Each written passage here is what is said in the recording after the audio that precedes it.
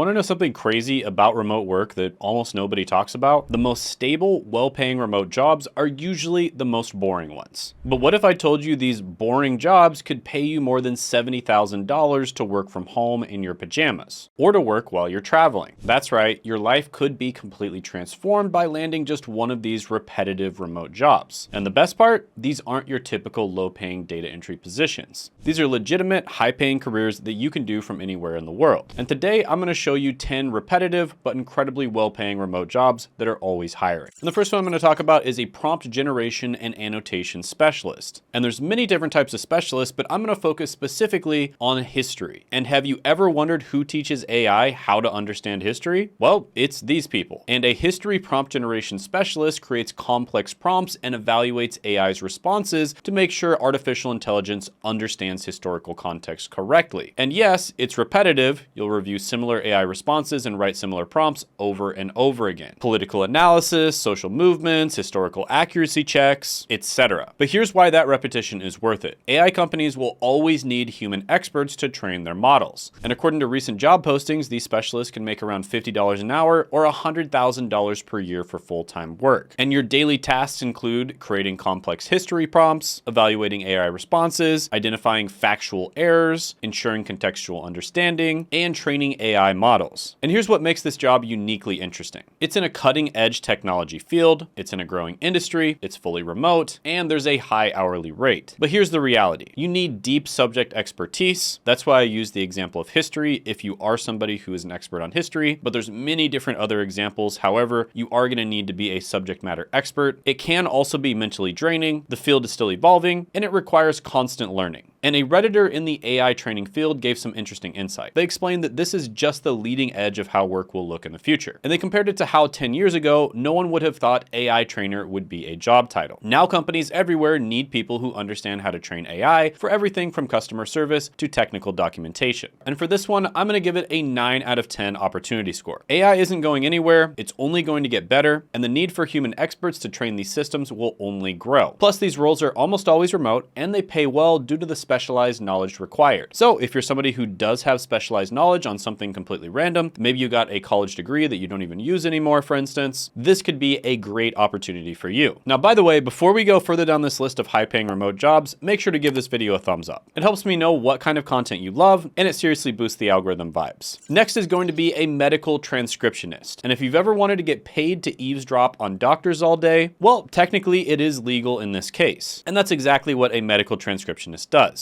In this position, you'll convert doctors' voice recordings into written documents. And you can think of it like being a medical spy, except you're just making sure patient records are accurate. And yes, it's pretty repetitive. You're basically typing out the same medical phrases over and over. Patient presents with, upon examination, follow up in 2 weeks, etc. But here's why that repetition is actually a good thing. Companies like Patient First are always hiring for this position. Why? Because hospitals can't function without proper documentation. And the repetitive nature means many people quit before mastering it. And your daily tasks include converting medical dictations into text over and over again, proofreading reports hundreds of times, making sure everything follows privacy rules, and double checking medical terminology. And according to Glassdoor, you can make between $43,000 and $72,000 a year, which is great considering it's an entry-level job. Now, the skills you need here are fast and accurate typing, at least 60 words per minute. This is something you can easily practice online and get good at, good attention to detail, basic medical terminology knowledge, which is something you can learn very quickly, and the ability to understand different accents. Now let's talk about what makes this job interesting. On the bright side, you're basically your own boss. You can work in your PJs, take breaks whenever you want, and never deal with office politics. Plus, there's always work available. Doctors never stop talking. But here's the real talk. You'll need to get comfortable with sitting alone for hours. And sometimes these doctors sound like they're speaking underwater through a kazoo. Now, this Redditor has been in the transcription space for over 20 years and said that it is more profitable to transcribe than to edit the transcription. Now, I'm going to give this one an 8 out of 10 opportunity score because the healthcare industry isn't going anywhere, and neither is this job. Next is a project coordinator. And have you ever wanted to be the one who organizes chaos into a perfectly functional plan, all while sipping coffee in your pajamas? Well, that's what you do in this position. As a project coordinator, you ensure that projects are completed on time, within scope, and budget by managing timelines, communicating with teams, and keeping everyone aligned. Imagine being the stage manager of a theater production. You're not the one on stage or writing the script, but without you, the show wouldn't go on. And according to Glassdoor, project coordinators earn between $58,000 to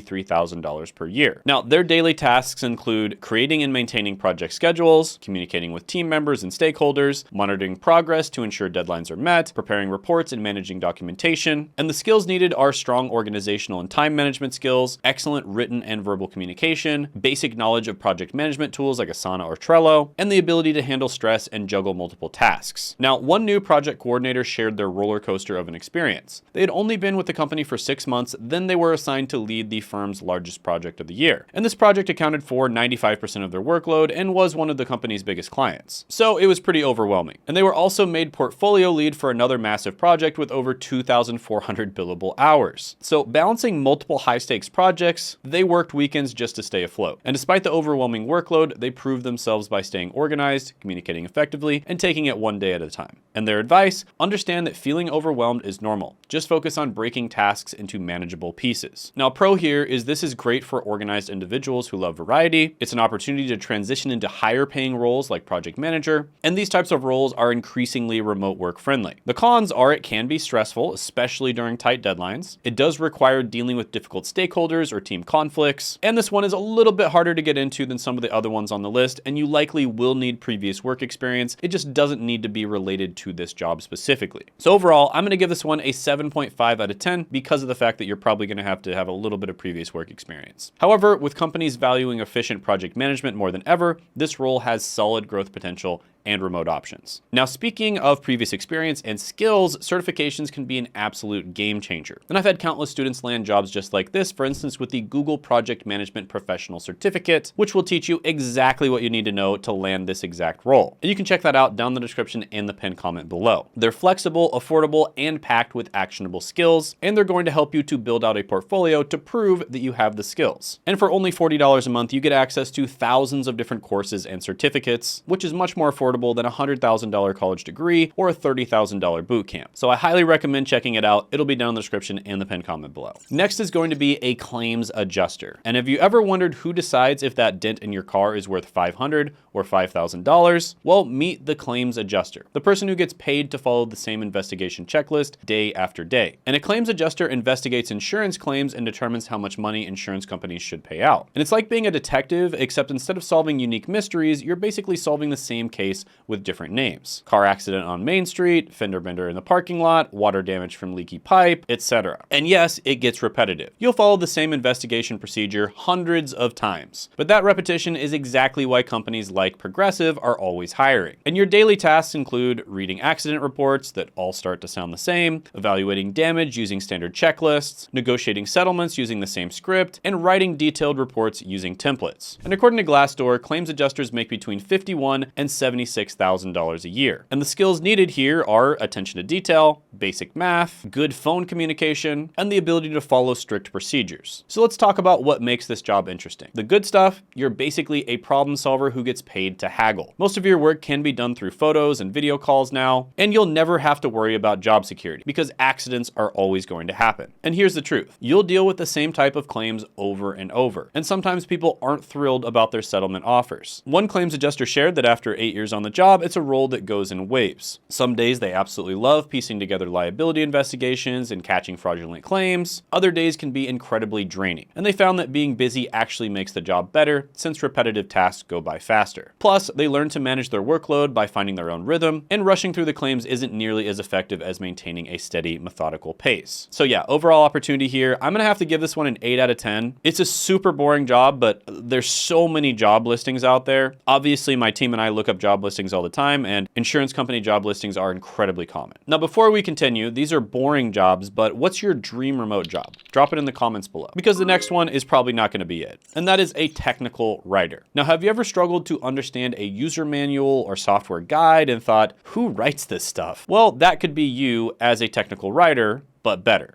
Now, technical writers turn complex information into clear, concise, and user-friendly content. Think of yourself as the translator between tech-savvy engineers and the rest of the world. And here's what your daily tasks would look like. Researching complex topics by working closely with developers and engineers, writing user manuals, product guides, FAQs, and training materials, editing and updating documentation to ensure that it stays accurate, and organizing content into easy-to-navigate formats. And this role is all about making technical jargon less terrifying for the average person. And it's one of of the better paying repetitive remote jobs. According to Glassdoor, technical writers earn between $54,000 and $86,000 a year, with experienced writers making even more. Now, to thrive as a technical writer, you'll need strong writing and communication skills, the ability to simplify complex information without losing accuracy, familiarity with tools like Markdown, Google Docs, or specialized writing software, and a knack for organization and attention to detail. And this Redditor basically said the job is more like a research job. Now, let's be honest. The repetition comes from writing about the same product or system over and over again. And depending on the company, the pace can be intense, especially with tight deadlines. But here's the good news. As long as technology evolves, and it always does, there will be a need for skilled technical writers. And more companies are also offering fully remote positions, making this a great option for writers who want flexibility. And I'd give this one an 8.5 out of 10 on the opportunity scale because it pays pretty well. Now, if you're serious about landing one of these roles, don't go in unprepared. Grab my ultimate remote job interview cheat sheet. It's packed with proven tips to ace your next remote job interview, and it showed my system that has literally helped hundreds of people land remote jobs. And it's completely free, so check it out. It's down in the description and the pinned comment below. Next is a support engineer. And if you've ever wondered who you're talking to when your software breaks and you hit that help button, well, enter the support engineer, the person who clicks the same buttons all day to help customers get unstuck. And a support engineer helps users solve technical problems with software and systems. And you can think of it like being a tech detective, except you're solving the same mysteries over and over again. So have you tried turning it on and off again? Let's clear your cache. And can you check the settings? You get my point. And yes, it gets repetitive. You'll walk through the same troubleshooting steps hundreds of times. But that repetition is exactly why companies like Ubisoft and EA are constantly hiring. And your daily tasks might include running test scripts, documenting bugs, retesting fixed issues, and writing detailed reports. And according to Glassdoor, support engineers make about $68,000 to $113,000 a year. And the skills needed here are basic technical knowledge, strong attention to detail, patience with repetitive tasks, and clear written communication skills. And the good news, you get to see new products before anyone else. Most gaming and tech companies offer this fully remote now, and there's always more software out there to support. But here's the reality. You'll test the same features hundreds of times, and sometimes you'll spend hours looking for bugs that might not even exist. And a recent grad shared how they landed a support engineer role at $60,000 with just a computer information systems degree and no experience. And what surprised them most was how the job felt less like a traditional tech support job and more like being a product expert. And after a year, they found they actually enjoyed the detective work of tracking down bugs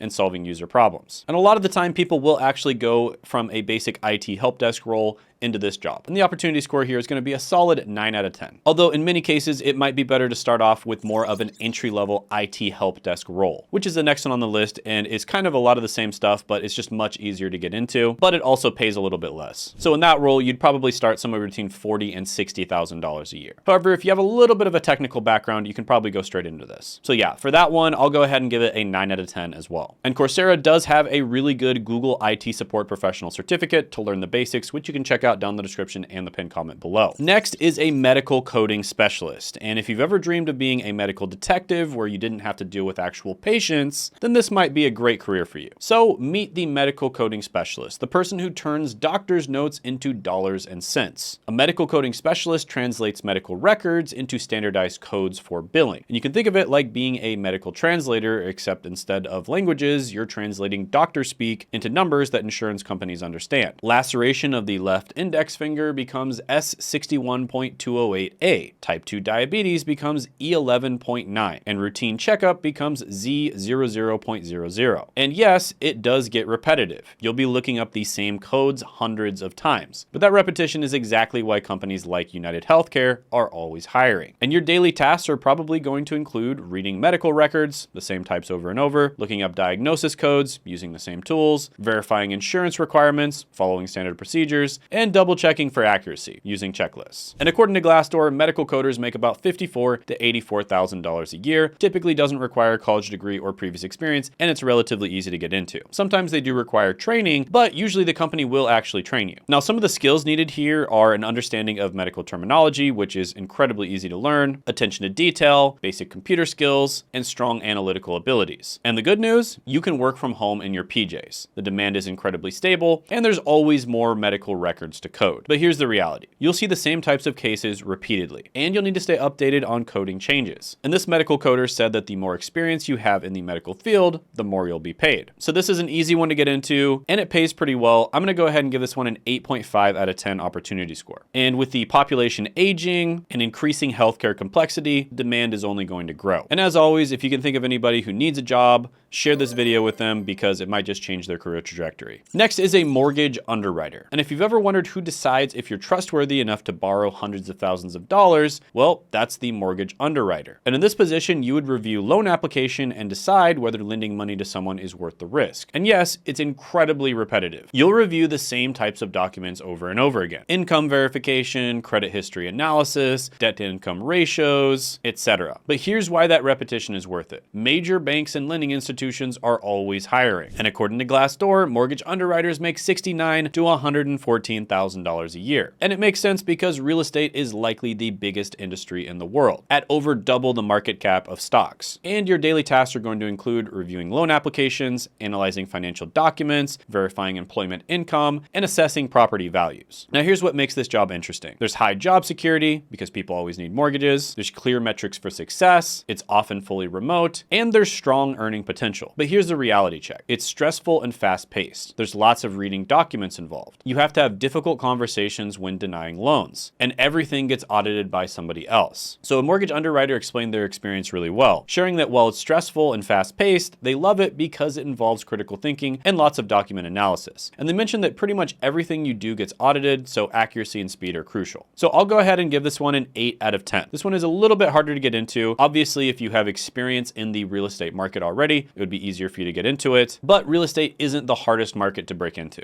And this one can be done remotely, unlike many jobs in real estate. Next is going to be a corporate travel manager. And if you've ever wanted to plan other people's business trips while sitting in your pajamas, then listen up. A corporate travel manager arranges business trips and manages travel policies for companies. And as you can guess, it's very repetitive. You'll book the same routes and handle the same travel requests over and over again. Flight confirmation, hotel booking, car rental reservation, you'll become very familiar with these terms. But here's why that repetition pays off. Big companies always need someone to manage their travel expenses. And according to Glassdoor, you can make between $85,000 and $155,000 a year doing this job. So if you're somebody who already knows a lot about traveling and booking trips, this could be a perfect job for you because your daily tasks will include booking business travel arrangements, managing travel budgets, negotiating with vendors, handling travel emergencies, and creating travel policies for the company. And the good side of this is it's often fully remote, it's great for detail-oriented people, there's steady demand from companies, and there's good advancement potential. But here's the reality. It can be stressful when travel plans go wrong. You have to be available outside of normal hours sometimes. In some cases, you may have to deal with frustrated travelers, and there's lots of policy enforcement involved. Now, I found a post from somebody who transitioned into corporate travel, and they shared that most leisure travel agencies focus on vacation bookings because that's where the money is. But corporate travel is actually more stable since you're charging flat fees instead of commissions. And they handle things like booking flights, hotels for business events, and car rentals. So yeah, this is a really good one. It's not going to go away. Well, unless there's another pandemic, then it might go away for a very short period of time, but then it'll come back. I'm going to go ahead and give this one an 8 out of 10 opportunity score. Now, by the way, guys, one of the most common emails and questions that I always get is, Shane, how can I get into the #1 career in the world? Literally, they did a survey and it's the #1 career most people want to do in the world, and become a YouTuber. And I actually have a lot to say about that. I've taught a lot of other people how to do it. I've done it myself. And if you want to know exactly how I do that, I have a free masterclass, which you can check out down in the description and the pinned comment below. And if you click on it now, there will actually be a live training